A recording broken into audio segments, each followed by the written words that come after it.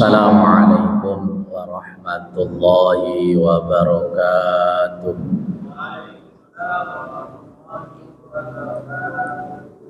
Alhamdulillahilladzi anzala ala abdihil kitaba wa lam yaj'al lahu 'iwaja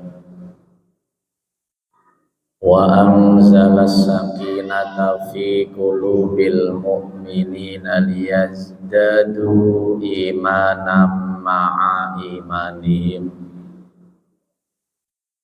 Asyhadu an la ilaha illallah wahdahu la syarikalah wa asyhadu anna Muhammadan abduhu wa rasuluhu la nabiyya wa la rasula ba'dah. Allahumma salli wa sallim wa barik ala sayyidina wa habibina wa syafi'ina wa maulana Muhammad sallallahu alaihi wasallam wa ala alihi wa ashabihi wa man tabi'a hudah. Qala Allah ta'ala fi kitabihil karim wa huwa asdaqul qailin. A'udzu billahi minasy syaithanir rajim. Bismillahirrahmanirrahim. Inna aradnal amanati 'alas samawati wal ardh.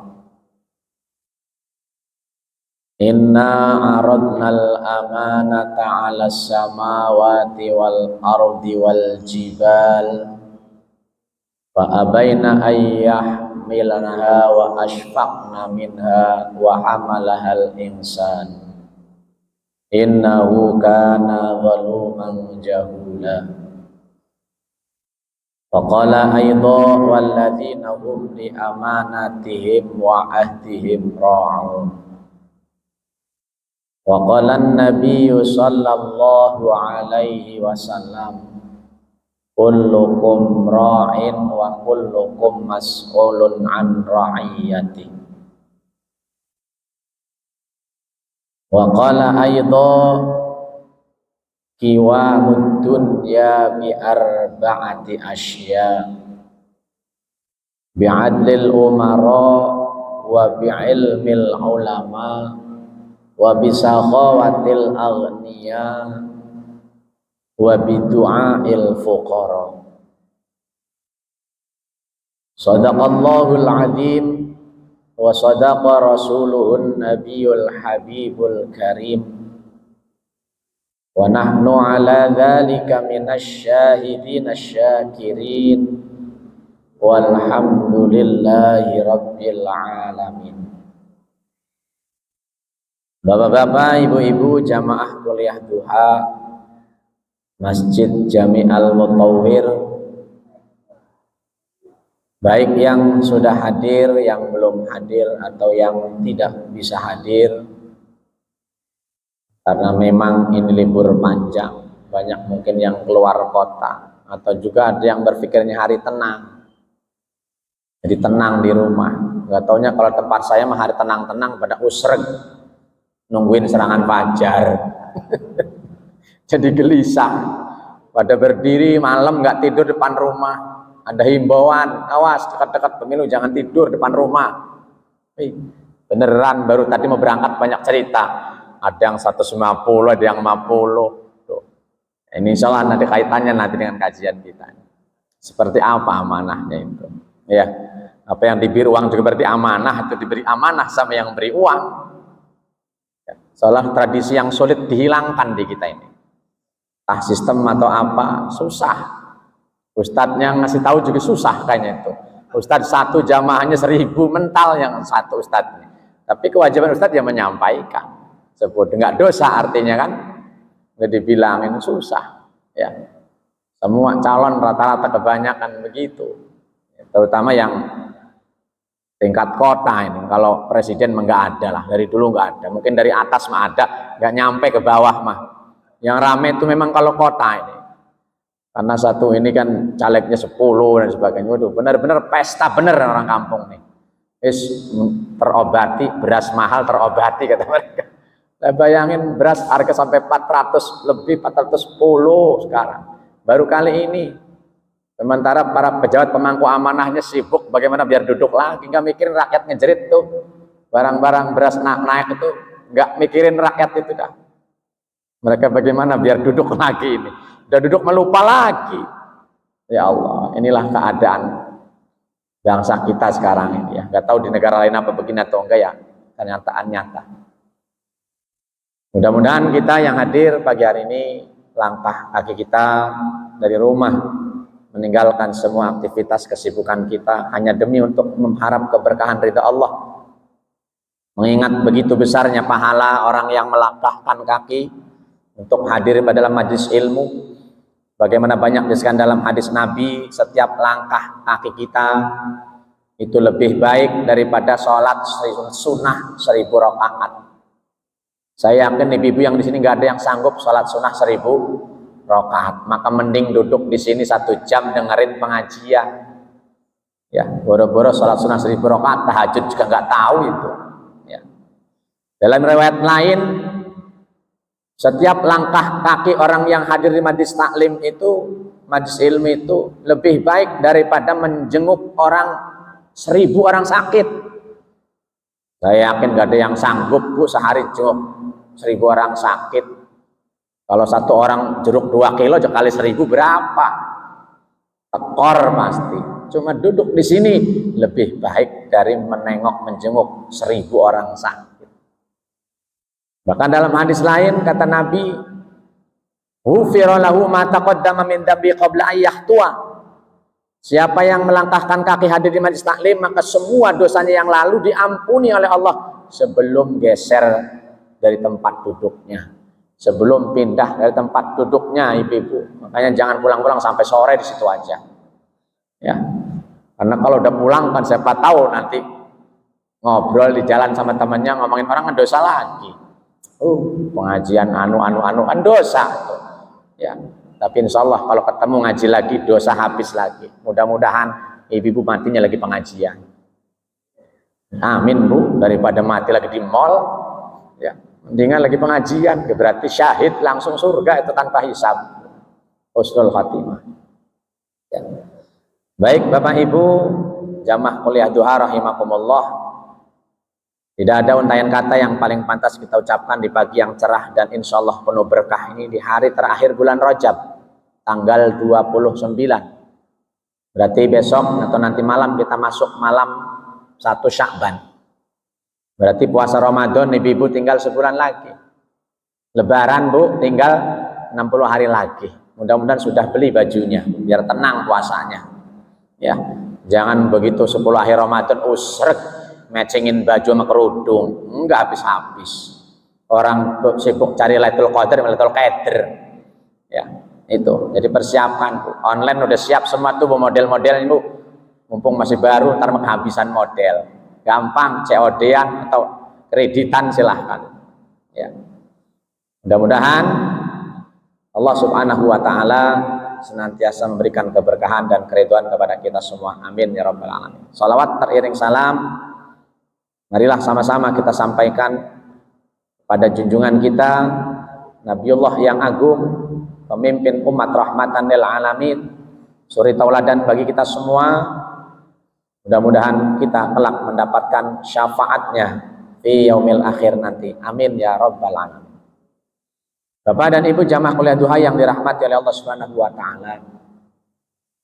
Tema yang diusung oleh panitia atau DKM atau forum Majelis Taklim Kuliah Duha FHDS ini adalah tidak ada iman bagi orang yang tidak memiliki amanah.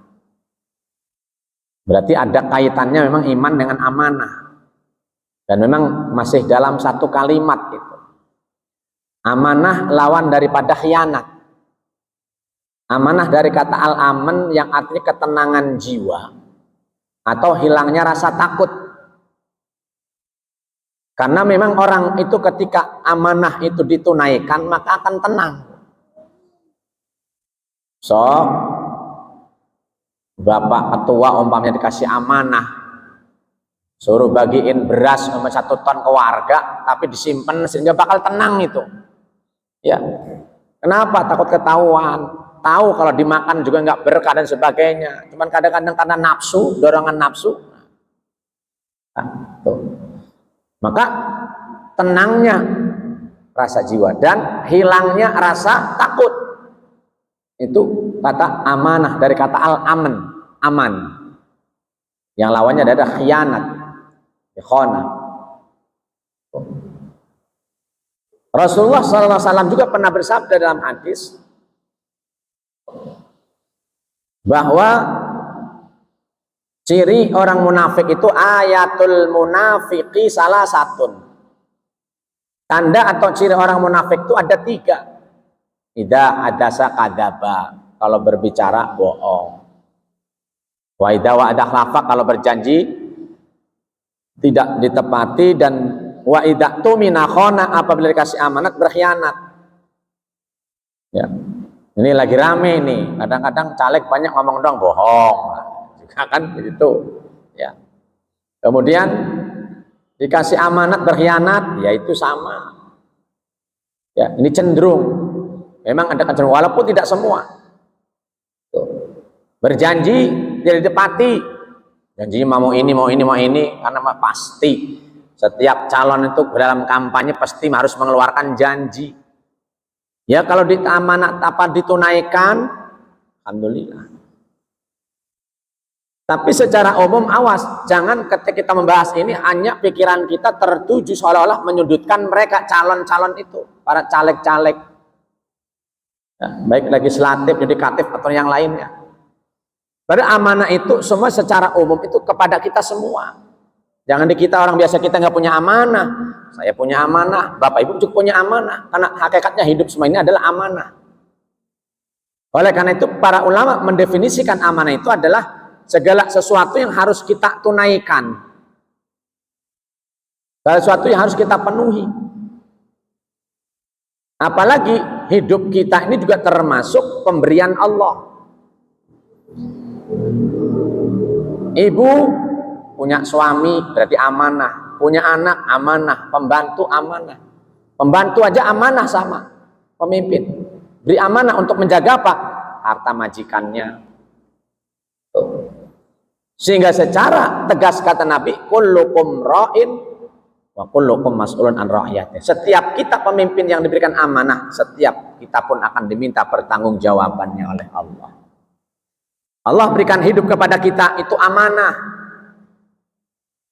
Allah berikan harta kepada kita, itu amanah. Maka orang yang menunaikan amanah itu dengan baik, maka dialah orang yang berarti imannya sempurna. Sebaliknya, orang yang berkhianat itu berarti orang yang tidak memiliki iman. Khianat itu termasuk dosa besar. Dosa besar itu tentu tempatnya neraka. Maka hati-hati, jangan kita seolah-olah menyudutkan mereka, ya, para caleg-caleg dan sebagainya. Silakan Pak Josep. Ternyata kita semua pun sudah diberikan oleh Allah amanah. Di dalam surat Al-Mu'minun ayat 1 sampai ayat 8 itu juga Allah tegaskan kepada, ya, qad aflahal mu'minun, sungguh beruntung orang yang beriman. Alladzina hum an salatihim alladzina hum fi salatihim khashi'un. Itu orang-orang yang pertama yang beruntung itu apa? Yang salatnya khusyuk. Kemudian yang menjaga kesuciannya, dan terakhir itu ada walladzina hum li amanatihim wa ahdihim raun. Itu orang-orang yang menunaikan amanah, menepati janjinya. Di dalam surat Al-Ahzab tadi yang saya sudah baca ayatnya juga Allah tegas, inna aradnal amanatah, sesungguhnya kami telah memberikan amanah kepada kita semua makhluk Allah yang ada di bumi, ala samawati wal ardh wal jibal, terhadap langit, bumi, gunung, dan semua itu diberikan kepada manusia. Jangan berbuat dolim pada gunung, langit, bumi dan sebagainya. Artinya takrir Allah, tetapan Allah kepada janjinya agar apa? Agar kita mendapat janji untuk berbuat taat kepada Allah Subhanahu wa taala. Di mana tentu wajib sebagai orang beriman kita menjalankan amanah Allah itu. Bumi dan isinya untuk kita makmurkan, kita pergunakan dengan sebaiknya. Jangan buat kerusakan di muka bumi ini. Itu amanah Allah. Karena Allah juga mengancam dalam surat Ar-Rum itu, dhaharal fasadu fil barri wal bahri bima kasabat aydin nas liyudhiqahum ba'dal ladzi amilu la'allahum yarji'un. Telah nampak kerusakan baik di darat maupun di lautan, itu semua karena perbuatan tangan manusia yang tidak amanah tadi.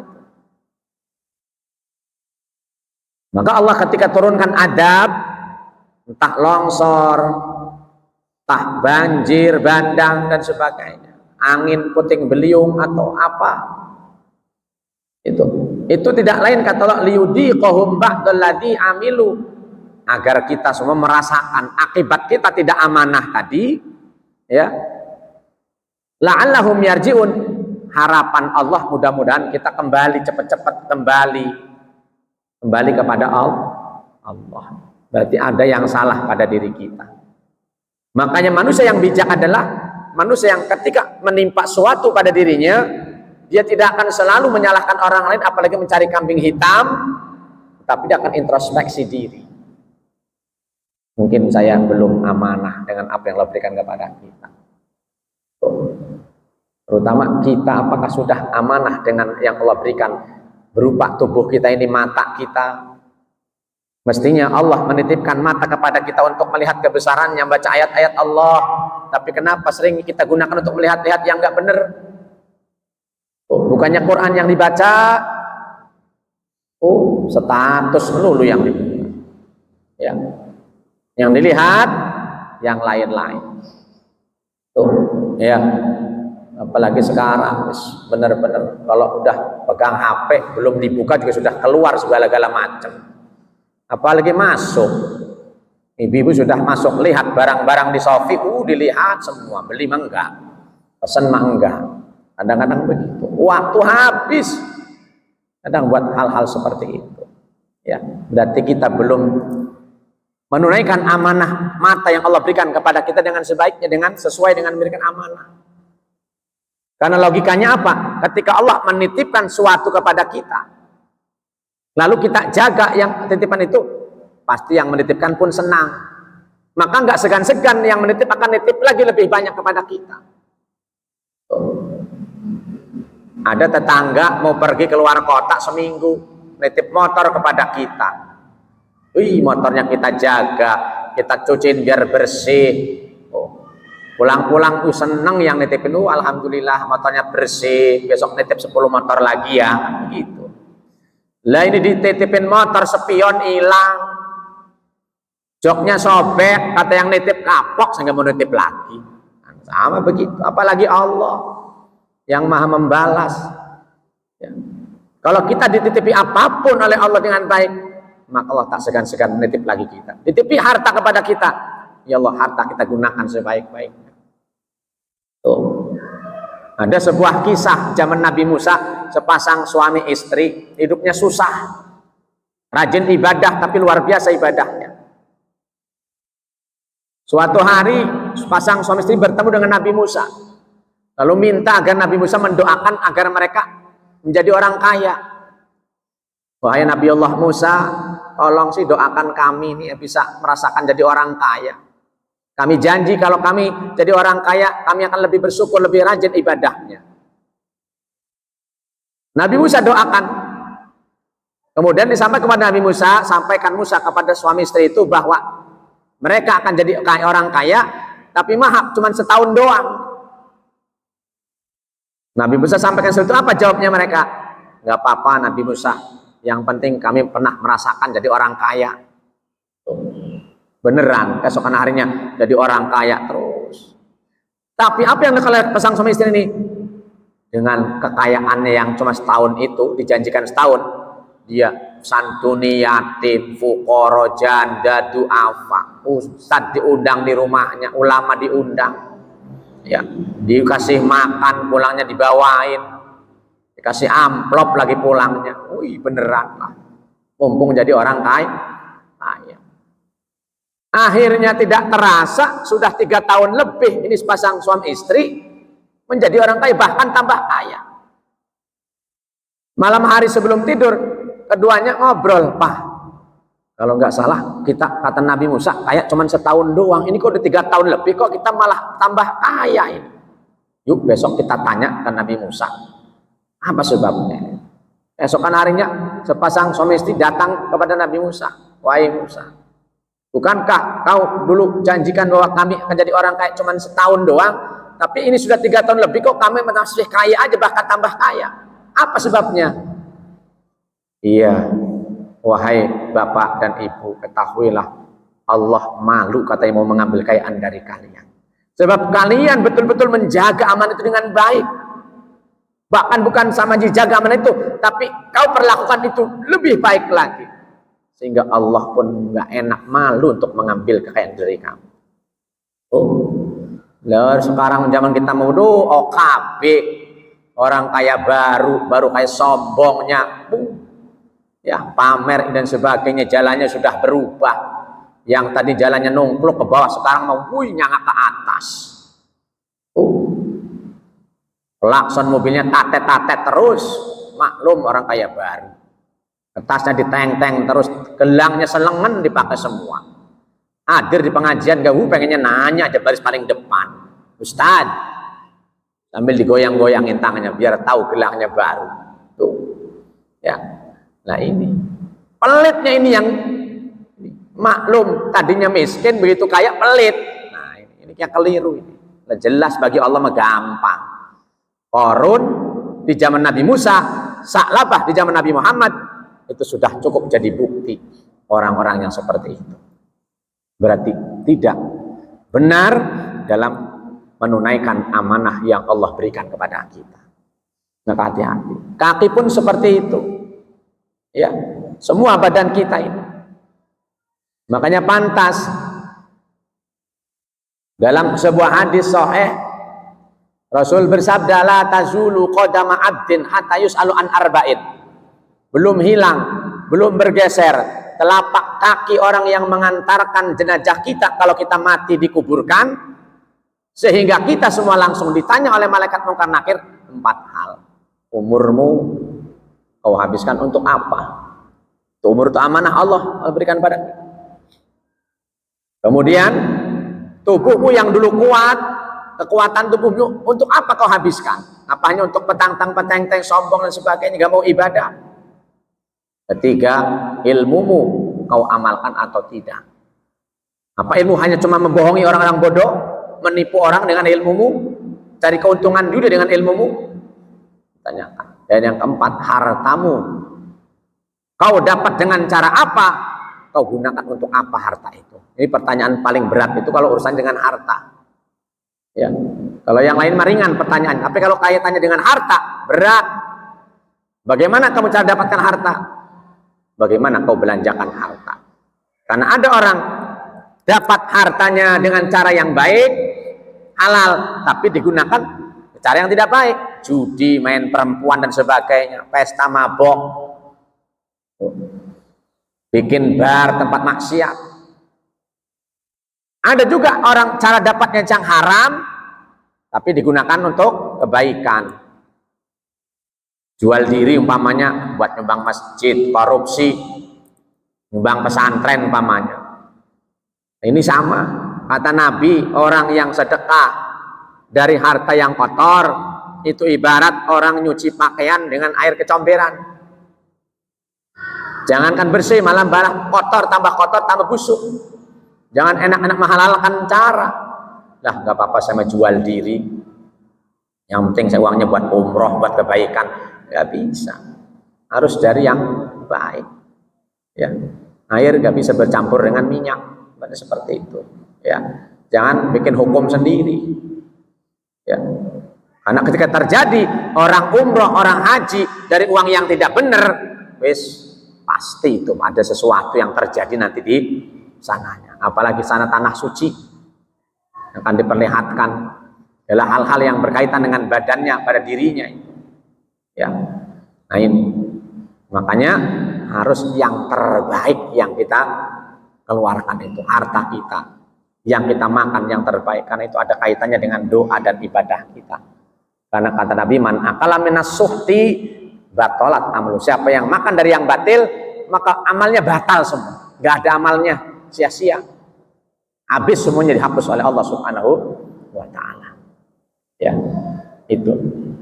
Jadi kembali bahwa amanah yang dimaksud ini bukan berupa amanah berupa kepemimpinan, ya, tetapi amanah itu semua hal yang menyangkut pada pribadi kita yang harus kita tunaikan dengan semestinya, karena pada dasarnya hidup ini saja sudah amanah. Apapun yang nempel pada diri kita, karena kita semua dulu ketika lahir gak punya apa-apa, gak bawa apa-apa, semua Allah titipkan kepada kita. Ada yang baru lahir bawa pakai gelang, gak ada. Semua kita baru lahir telanjang, gak punya apa-apa. Pun ketika kita balik lagi gak bawa apa-apa, sama bersih. Maka amal yang bisa menyelamatkan kita, tuh amal kita berupa kita ketika menunaikan amanah yang Allah berikan pada kita, itulah yang kelak akan menyelamatkan kita. Tuh. Cuman kaitannya memang karena memang condongnya ketika amanah itu kepada orang yang mengampu amanah, terutama seperti wakil rakyat, itu memang jelas. Itu bertumpuk amanah pada mereka, amanah badan sendiri, keluarganya, ini ditambah dengan masyarakat. Ya, lengah sekali. Tetapi ketika orang itu betul-betul menunaikan amanah, maka luar biasa, kita pun kalah semua pahala yang Allah janjikan kepada orang yang, sebagaimana dalam hadis Nabi, sab'atun yudilluhumullahu fi dhillih yauma la dhilla illa dhilluh. Ada 7 golongan manusia yang kelak akan dinaungi langsung dengan arsy-Nya Allah pada hari kiamat ketika digiring padang mahsyar. Ada 7 orang ini, ya Allah, orang semua kagum, terkagum-kagum. Itu siapa ya Allah? Dipayungi dengan arsy-Nya Allah bagaikan pengantin atau raja. Ada dayang yang megang payung. Orang tanya semua, ya Allah, siapa mereka? Beruntung sekali. Ternyata di antaranya adalah imamun adilun, pemimpin yang menunaikan amanah dengan baik. Ya, ini pemimpin yang menunaikan amanah dengan baik, yang tidak berkhianat. Ya, artinya apa? Manis di awalnya doang, begitu sudah ini mah susah. Seperti kita yang dorong mobil mogok, udah jalan tinggal kabur kita, seperti itu. Ini yang dimaksud yang tidak amanah. Ya. Maka sekali lagi, jangan pernah kita berpikir bahwa kita yang tidak menjadi pejabat dalam struktural umpamanya, ya, itu kita seolah tidak punya amanah. Sama, di pundak kita pun ada amanah. Amanah diantaranya untuk mengingatkan mereka yang apa, yang lupa atau yang langkah jalannya belok karena suatu hal. Itu kita juga punya kewajiban amanah kita untuk mengingatkan. Allah berikan amanah kepada kita untuk mengingatkan mereka. Adapun sudah diingatkan, itu masa bodoh urusan kita. Maka oleh karena itu kita punya kewajiban sebagaimana kata aturan dalam Islam, untuk memimpin mereka orang yang mengemban amanah itu kita harus cara seleksi yang benar. Dalam Islam sudah jelas, Bapak Ibu juga sudah tahu. Sidik, amanah, tabligh, fatonah. Ini 4 ini yang harus kita dasari. Calon pemimpin, ya kita pun sama, karena kita pemimpin sebagai suami, memimpin anak istrinya, pembantunya, kita harus sidik, jujur, ya, jangan ada bohong. Tuh. Amanah juga kita amanah, menjaga. Kalau izin sama istrinya keluar kota, ya benar-benar kerja, jangan izin keluar kota 3 bulan punya istri baru. Nah, ini nggak amanah, ini istrinya benar-benar ngedoain. Jaga kesehatan Pak, di sananya Pak ya, jangan lupa sholat. Telepon mama ya, ingetin. Waduh, bablas di telepon, nggak telepon, istrinya ngebel, Pak di mana? Nggak taunya lagi di istri baru. Nah ini berarti ini nggak amanah. Atau sama istrinya dikasih, suaminya kasih amanah sama istrinya. Mah, ini uang belanja ya, cukupnya ya. Nanti kalau kurang ngomong lagi. Lah ini mah, berasnya belinya sedikit, ini yang habis buat COD-an terus. Berarti istri nggak amanah, sama. Ya, sama. Tuh. Tabligh menyampaikan dengan benar, qulil haq walau kana murran, dalam Islam itu katakan kebenaran itu walaupun pahit. Seorang pemimpin harus mengatakan kabar itu walaupun pahit. Ya. Tapi ada kalanya memang seorang pemimpin yang berjiwa besar ini jauh dari rata-rata ini, yang pahit nggak disampaikan.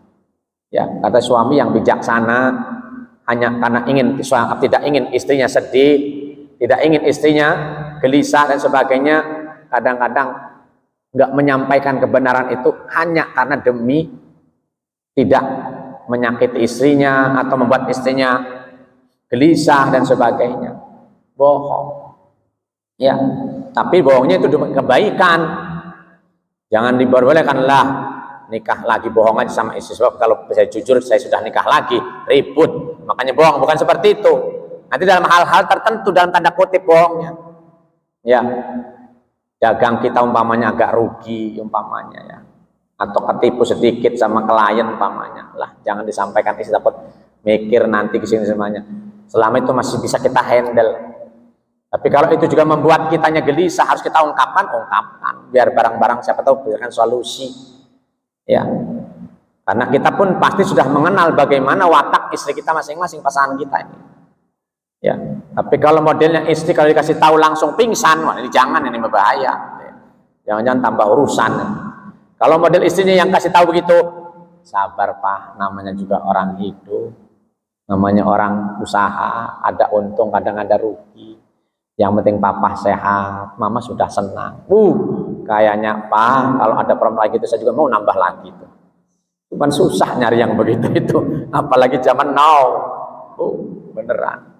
Ya, kalau datangnya bawa uang aja, waduh Pak, air hangat apa mandinya Pak, minum apa Pak. Kalau datangnya bawa banyak. Nah, kalau nggak ada mabuk. Ya. Coba Rasulullah itu punya istri Khadijah Kubra, Sayyidan Khadijah Kubra itu luar biasa, hartanya, jiwanya, raganya untuk suaminya. Rasul ketika dari Gua Hira dapatkan wahyu menggigil kedinginan, apa yang dilakukan oleh Khadijah? Langsung menyelimuti memeluk Rasulullah, kan tenang. Suami lagi gelisah, galau, dipeluk istrinya. Ya tentu jadi tenang pun jadi hangat. Lah itu zaman sekarang apa ya Allah, suaminya pulang ojek basah koyok malah dimarahin. Papa mah goblok, wah hujan je pulang aja, teduh tak apa tak. Ya Allah, uang pulang digoblokin. Ya, nggak taunya saking beli jas hujannya tuh mending buat beli beras. Ya Allah, lah ini berarti kan yang begini ini kan kurang bijaksana ini istrinya. Wah, ada yang kencang lagi. Wah, pergi orang pulang orang, masih mending pulang orang pulang kambing gimana? Dimarahin. Lah kira-kira aja udah badan capek suami itu pulang-pulang dimarahin digoblok-goblokin, dah mending tidur di gardu. Ya, keluar. Ya, itulah peran istri yang luar biasa. Makanya amanah ini ada kaitannya dengan itu. Makanya kata Nabi, al-mar'atu imadul bilad. Wanita itu tiang negara. Yang rumah tangga. Kalau kokoh kuat wanitanya, negara akan kuat. Ya. Tapi kalau perempuannya goyah, hancur negaranya. Ya. Nah itu artinya peranan itu. Karena bisa jadi ada suami yang soleh, taat, amanah betul, rusak semuanya. Jadi salah, jadi khianat gara-gara istri. Ya, gimana tidak setiap pulang suami belum dikasih makan apa langsung ditanya, Pak, beli kulkas baru sih, tetangga juga yang ngojek tuh kulkasnya baru. Besok lagi ngomong lagi kan bapak kan kerja di KS lah, besi-besi tadi kiloin. Ya Allah, lah ini akhirnya suami kerja juga ngelamun, ya Allah pasti kalau saya pulang ini suami ngomel lagi. Lah ya beneran lah, mumpung sepi sikat aja, korupsi akhirnya gara-gara siapa itu. Nah, jadi peranan penting ini dalam suatu negara. Makanya al-ummah madrasatul ula, kata Nabi juga, istri itu sekolahan pertama untuk anaknya. Wanita itu tiang negara. Kalau kuat tiang negara, artinya itu presiden, itu menteri, dia punya istri perempuan di rumahnya. Bagaimana peranannya? Khadijah luar biasa itu. Ya, Suaminya kedinginan, gelisah, gemeteran. Waktu mendapat wahyu pertama itu kan gemeter Rasul itu. Zammiluni, zammiluni. Makanya ada surat namanya Al-Muzammil. Orang yang berselimut. Nabi keluar ketika mendapat wahyu pertama di Gua Hira itu, ya Allah. Tapi Khadijah luar biasa. Bahkan di akhir hayat Siti Khadijah, di pangkuan Rasulullah sallallahu alaihi wasallam, apa kata Sayyidatina Khadijah? Wahai suamiku tercinta, rasanya semua sudah aku persembahkan. Aku serahkan kepadamu untuk membantu dakwah menyebarkan Islam. Jikalau nanti aku sudah tidak ada dan kau masih memerlukan sesuatu untuk penopang dakwahmu, gali kuburanku, ambil tulang belulangku untuk penopang dakwah. Rasul pun meneteskan air mata tepat jatuh di pipinya istri tercinta Khadijatul Kubra. Luar biasa. Makanya Rasul sedih. Semua suami pasti sedih kalau punya istri seperti itu meninggal dunia. Ya. Makanya dikatakan Nabi sebelum Isra Mi'raj itu dikatakan mengalami amul hazan, tahun kesedihan. Udah gitu ditinggal lagi paman tercintanya Abu Thalib yang selalu mendukung, melindungi dari setiap gangguan Abu Jahal, Abu Lahab, Abu Sufyan dan sebagainya. Ditambah lagi dakwah Rasul sedang mengalami titik yang terendah karena selalu tentang bahkan tak jarang Nabi mau dibunuh oleh orang-orang kafir Quraisy. Ya. Bahkan ketika Nabi mencari suaka di Taif, bukan bantuan yang didapat, tapi Nabi malah dilempari dengan batu sampai kening Nabi berdarah. Maka sedih Nabi, ya. Baru terasa itu sedihnya ya Rasulullah itu sebelum Isra Mi'raj itu kan seperti itu. Maka bainama ketika Rasulullah malam itu di samping Hijr Ismail sedang tidur-tiduran, sedang mengalami apa? 4G itu bahasanya, itu bukan 3G ya. Zamannya kan 4G, 5G mah belum, sinyalnya belum nyampe. Galau, gundah, gulana dan gelisah. Hari 3G menggemblong gipang getas. Nah ini mah 4G mah tuh galau, gundah, gulana, gelisah. Nabi galau karena orang yang dicintanya satu pergi. Gelisah bagaimana nasib memikirkan umat ini dakwah yang berat. Ya, maka datang malaikat Jibril ditemani malaikat Mikail dan malaikat yang lainnya menggotong tubuh Rasulullah, dibawa ke dekat sumur Zam-Zam, dibelah dada Rasul, diambil hatinya, dicuci dengan air Zam-Zam, dibuang segala sifat buruk, ujub, takabur, iri, dengki, riya dan sebagainya, diisi dengan apa? Islaman, imanan, hilman, yakinan, wa hikmatan. Rasul tambah bijaksana, tambah yakin, tambah sabar yang luar biasa sabarnya. Buah dari kesabaran Nabi itu, Nabi diangkat di langit, ketemu dengan Allah, mendapatkan perintah sholat 5 waktu yang sampai saat ini masih kita jalankan. Sehingga Allah berfirman, wasta'inu bis-sabri was-sholah. Jadikan sabar dan sholat menolongmu. Karena sabar Nabi mendapatkan perintah sholat. Ya, itu sedikit kaitannya dengan bagaimana amanahnya seorang Khadijah dan amanahnya seorang Rasulullah Sallallahu Alaihi Wasallam. Karena Rasul juga sering bohong sama istrinya. Rasul itu kalau habis pengajian majlis ini selalu menyisakan minum untuk istrinya Aisyah. Tabarukan namanya. Pasti itu namanya tabarukan barokah. Makanya di kalangan pesantren mah air bekasnya ustadz itu rebutan santrinya itu minum berkah. Rasul begitu, Aisyah tabarukan namanya berkahnya.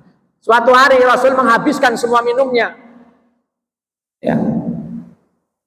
Aisyah nanya, wahai suamiku, kenapa air dihabiskan semua? Saya nggak dapat. Sayanya haus. Tadi jamaah banyak yang nanya. Padahal itu airnya nggak enak. Saking nggak inginnya Aisyah merasakan yang nggak enak, pengen yang enak terus. Ada nggak suami yang begitu itu? Oh, lain Rasulullah. Ya, Rasul kalau masakannya asin, Aisyahnya apa kata Rasul? Wah istriku, yuk kita suap-suapan nostalgia masa lalu ketika di bawah pohon ciplukan. Kita saling suap-suapan. Ingat masa lalu. Aisyah masakan. Oh masakan saya nggak taunya asin, nggak enak. Tuh lah. Ini suami zaman sekarang mah asin semburin di depan istrinya. Masak kayak begini, segala macam. Padahal mah nggak sengaja. Maklum ya sambil masak, sambil ngepel, sambil nyusuin anak, sambil nyuci baju, nyuci piring, nyapu. Atau wajar lah. Makanya Khalifah Umar bin Khattab, sahabat yang terkenal paling galak, paling sadis, Bu. kejamnya luar biasa, sedikit singgung tebas batang leher. Ketika masuk Islam, Umar bin Khattab sahabat yang kenal paling lembut. Suatu hari ketika jadi khalifah Sayyidina Umar, ada seorang sahabatnya, umatnya jalan agak kencang mau menuju ke rumahnya khalifah Sayyidina Umar. Apa yang akan dilakukan? Ini orang mau lapor kepada khalifah tentang istrinya yang galak. Kalau sudah marah, piring gelas habis pada pecah. Padahal sebagian kredit gitu. Habis. Kenceng, pokoknya saya nggak tahan, udah mau lapor sama khalifah. Pas di depan pintu khalifah Sayyidina Umar, dia urungkan niatnya untuk mengetuk pintu karena dia dengar dari balik pintu rumah sang khalifah, istrinya sang khalifah lagi marah. Marahnya lebih heboh daripada istrinya. Bukan piring gelas doang, televisi dihancurin. Akhirnya dia pulang nggak jadi lapor. Keesokan harinya dia ketemu dengan khalifah Sayyidina Umar. Mohon maaf Tuan Khalifah, sebetulnya semalam saya itu bermaksud untuk lapor kepada Tuan Khalifah.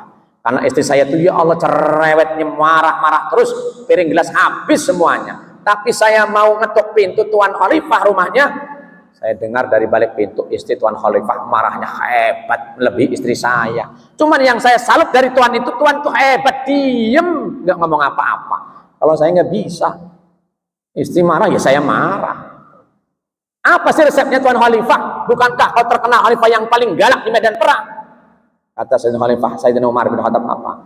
Wahai sahabatku, ketahuilah, istriku itu orang yang masak makananku, yang mencuci pakaianku, membersihkan rumahku, menyusui anak-anakku, bahkan saya juga kadang-kadang ikut nyusu. Ya, jangan ketawa Pak. Maka ketika ada salah satu dari kesalahan satu, saya tidak melihat kesalahannya, tapi saya melihat betapa banyak kebaikan istri saya.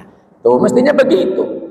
Kita pun ketika melihat pasangan kita, jangan ketika salah satu lihat salahnya satu nih, artinya salah satu menghilangkan kebaikan yang begitu banyak. Pantas cepat bubar rumah tangga kalau begitu. Coba kalau istri salah, suami salah, lihat betapa banyak kebaikan yang telah dilakukan mereka, sehingga ketutup satu itu dengan yang banyak itu. Ya. Itu Pak, kalau masakan asin mah ini aja mungkin dia lelah, kan begitu aja jawabannya. Ya, jadi nggak sampai itu selalu seperti itu. Itu Rasulullah bohong, masak nggak enak, bilangnya enak, atau dengan cara yang halus. Ya, karena apa? Kalau kita marah, bahkan kita ngebuang dan sebagainya, kasihan kecewa sudah capek-capek, besok nggak bakal masak lagi nanti seperti itu. Ya, itu pelajaran dari kita itu. Maka sekali lagi, ya. Nabi bersabda tadi, tegaknya dunia ini karena 4 hal tadi. 1, bi'adlil umaro, adilnya, amanahnya para umaro. Kita berharap memang siapapun nanti yang memimpin negeri kita sebentar lagi ini, dia adalah betul-betul yang amanah, yang tentu kita pun harus memilih dengan sesuai kriteria apa yang Rasulullah ajarkan. Sebaliknya Nabi mengancam, jangan kita memilih karena ta'assub, fanatik berat, kesukuan, kan golongan, kan kita seperti itu.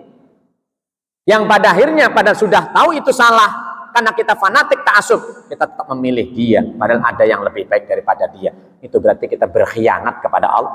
Hadisnya sahih jelas, Bu. Berarti kita berkhianat kepada Allah, dosa besar masuk neraka, Bu. Ya, ancamannya masuk neraka. Kenapa? Oh, udah jelas ada yang lebih baik. Ya, jelas itu sudah salah. Tapi karena kita fanatik, kita tetap memilih itu, berarti kita berkhianat kepada Allah. Hati-hati, jangan memilih karena ta'assub, fanatisme. Ya, dia masa kotak dengan kita, segolongan dengan kita, separtai dengan kita umpamanya. Kadang-kadang orang kalau sudah fanatik ta'assub, salah pun benar. Sebaliknya kalau karena kita enggak ini dengan dia, benar jadi salah. Ini yang bahaya kalau kita politiknya politik buta seperti itu. Ya, jangan ikut slogan seperti itu. Dalam politik musuh jadi lawan, lawan jadi musuh. Ya, teman jadi kawan, teman jadi lawan, lawan jadi teman. Jangan seperti itu. Kalau politik Islam enggak seperti itu sebenarnya. Enggak ada. Politik yang benar itu bagaimana kita menyampaikan, atau wajar. Kalau kita sudah berlaku benar, banyak yang memusuhi, wajar. Ya, Rasulullah ketika menyampaikan dengan kebenaran, menyampaikan amanah benar-benar, dilempari batu, dicaci, dianggap gila, stres dan sebagainya. Tuh. Tapi semua itu akan memberitahukan kebenaran itu tidak akan lenyap dengan kebatilan, malahan waqul ja'al haqu wa zahaqal batil. Datang kebenaran, yang batil musnah. Enggak usah ketika kita melaksanakan kebenaran itu pengen dianggap oleh orang benar, karena kebenaran itu akan terungkap dengan sendirinya. Sebaliknya, kesalahan disimpan bagaimana rapihnya, tetap nanti akan ketahuan. Kan bahasanya jelas, sepandai-pandainya tupai melompat pasti akan jatuh. Serapih-rapihnya kita menyimpan bangkai, maka akan tercium juga busuknya. Itu berlaku, kalau yang begitu berlaku dalam kehidupan ini. Ya. Tapi kalau yang tadi, nggak usah kita mengungkapkan kebenaran itu, ya, karena toh nanti juga kebenaran itu akan mencuat dengan sendirinya. Atau istilah orang Jawa mah, becek ketetek, olok ketorong. Seperti itu sudah cukup. Ya, tuh. Yang penting kita berusaha, apa yang kita yakini ini adalah benar dan kita, tanpa tendensi apapun, tanpa sogokan, suapan dan sebagainya, tanpa serangan fajar. Bismillah, karena Allah. Ataupun kalaupun nanti yang saya pilih ini ternyata salah, keliru, manusiawi. Mudah-mudahan nanti dia akan kembali ke jalan yang benar lagi. Manusiawi. Kalau kegoda, tergelincir manusia, bukan malaikat. Yang terpenting dia segera menyadari kesalahannya, bertobat pada Allah Subhanahu wa taala. Itu yang kita harapkan. Ya, jadi intinya mari kita tunaikan amanah yang telah diberikan. Setiap hak kewajiban yang kita harus laksanakan, itulah yang sebenarnya dinamakan dengan amanah. Setiap kita sekali lagi adalah diberikan oleh Allah amanah. Jangan mentang-mentang tidak mencalonkan diri atau jadi anggota legislatif, yudikatif dan sebagainya, lantas kita seolah nggak punya amanah. Sama, di pundak kita ada amanah. Amanah keluarga kita, anak kita, tangga, bapak, pembantu kita, harta kita, kekayaan kita semua, bahkan diri kita ini adalah amanah dari Allah Subhanahu wa taala. Al-yauma nahtimu ala afwahihim wa tukallimuna aydihim wa tashhadu arjuluhum. Pada hari itu nanti Allah kunci ya mulut kita. Ya. Dan tangan kaki kita nanti akan berbicara. Semua itu kan amanah dari Allah, akan bersaksi semuanya kepada. Bahkan kulit kita ini akan bersaksi di hadapan Allah tentang apa yang sudah kita lakukan. Mudah-mudahan untuk menyempurnakan iman kita dan termasuk orang-orang yang beruntung, orang beriman yang beruntung adalah di antara orang yang menunaikan janji dan amanahnya sesuai dengan apa yang Allah berikan kepada kita. Ya, itulah Bapak Ibu mungkin pengantar materi kajian kuliah duha pagi hari ini. Untuk lebih luasnya materi ini, silakan Bapak Ibu yang mau bertanya atau menambahkan baik terkait dengan yang disampaikan atau yang lainnya, kami persilahkan. Silakan Bu, yang mau tanya Bapak Ibu silakan. Terima kasih Pak Ustaz. Bapak Ibu, bagian yang jelas, kalau ada yang menanyakan mengenai amanah ini, dipersilakan dari Bapak-Bapak. Dari Ibu dan menanyakan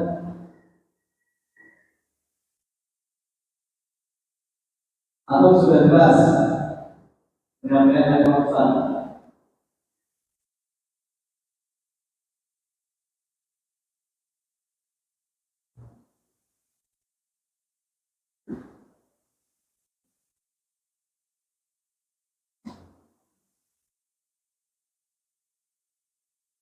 Dan kalau sudah jelas adanya dan bisa dipahami, dan mungkin langsung dibahas ada Ustaz. Ada yang tanya ya? Baiklah. Baik Bapak Ibu hadirin rahimakumullah. Demikian mungkin kajian kita. Karena mungkin Bapak Ibu masih ada acara yang lain. Ya.